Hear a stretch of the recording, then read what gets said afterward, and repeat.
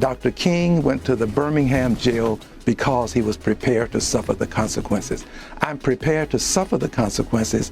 Up next, we got to check in with the Democrats who disrupted President Trump's speech before Congress. That was Congressman Al Green, because he was just censured by Congress for his actions that were in violation of congressional rules. And now he's playing the victim and comparing himself to Martin Luther King Jr. Take a listen to this wild clip of him on TV.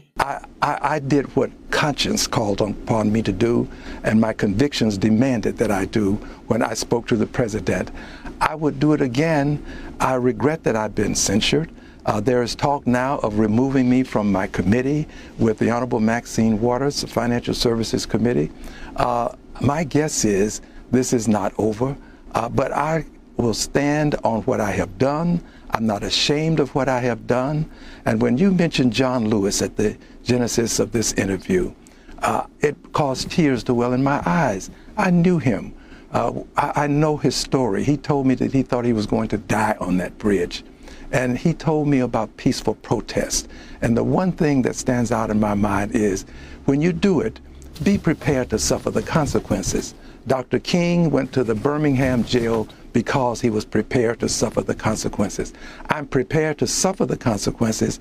I don't say I agree, but I will suffer whatever the consequences are, because I represent people who cannot represent themselves. Oh my gosh. This guy interrupted the president's speech, violating rules, accomplishing nothing in a childish stunt that the vast majority of the country didn't approve of. And here he is in this self-congratulatory manner, reacting to the fact that he got censured, which is basically just a statement that what you did was wrong, voted on and approved by Congress. It doesn't have it doesn't have very many serious ramifications. And he's saying that he's not ashamed, would do it again.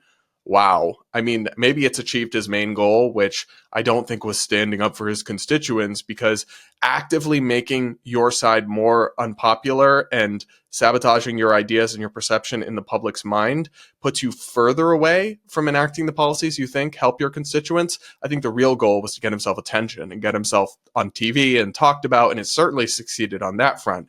But to me, it's the audacity to compare this childish little stunt to MLK Jr. sitting in jail for the brave and courageous stand he took against literal segregation. You threw a fit during a president's speech and got escorted out. Those are not comparable things. You are not some hero because of what you did. And the audacity to make that suggestion is truly astounding. To even make that comparison. Now, after he got censured by the House, take a listen to Democrats singing in protest. By its adoption of House Resolution 189, the House has resolved that Representative Al Green be censured, that Representative Al Green forthwith present himself in the well of the House of Representatives for the pronouncement of censure, and that Representative Al Green be censured with public reading of this resolution by the Speaker.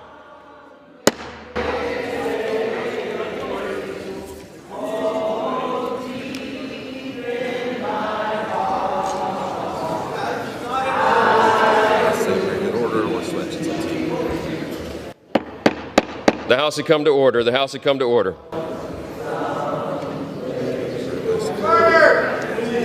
What's that?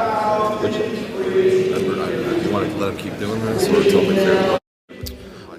The House had come to order. Clear the well, please. Clear the well. The House has to continue its business. Don't quit your day jobs, y'all. They're singing "We Shall Overcome," which, guys, is a song, again, that is historically associated with the civil rights movement and the struggle against segregation.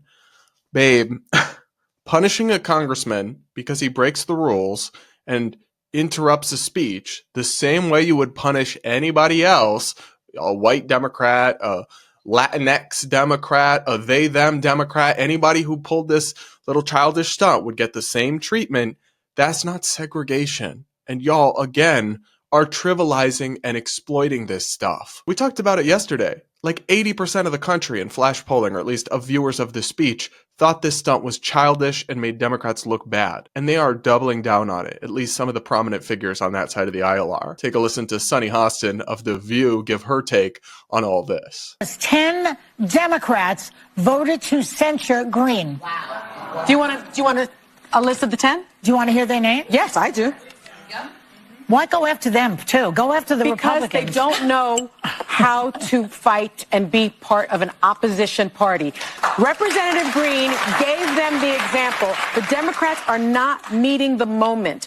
It is very clear that Medicaid is on the table. It is very clear that Social Security is on the table. It is very clear that people will die.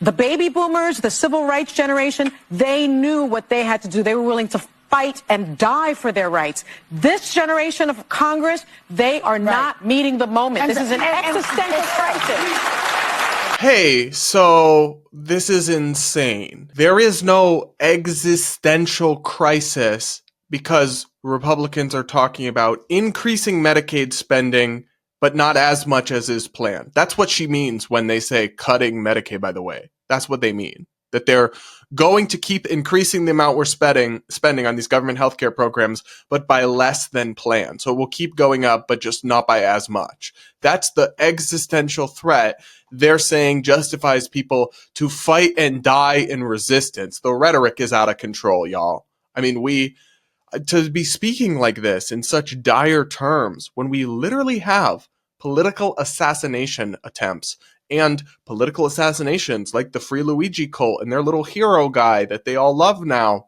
When we have that as a thing, as a disturbing trend in our politics, it is irresponsible to use this kind of wild rhetoric and to paint things in such alarmist and apocalyptic tones. I mean, look, I thought the country was in many ways in really rough shape during the Biden administration, and many people on the right did do this, speaking apocalyptic tones about it. It still wasn't that, and I didn't discuss it that way because it is not, it might get you more views and more attention, but it is irresponsible. It gins people up, it works up the viewers and gets them all alarmed and concerned in ways they don't actually need to be, and it can prompt people to take drastic action or to support more radicalism and extremism, and that is the last thing we need in this country. And I love how she's attacking the 10 Democrats that have any common sense. List the 10, please. I want to know who to thank.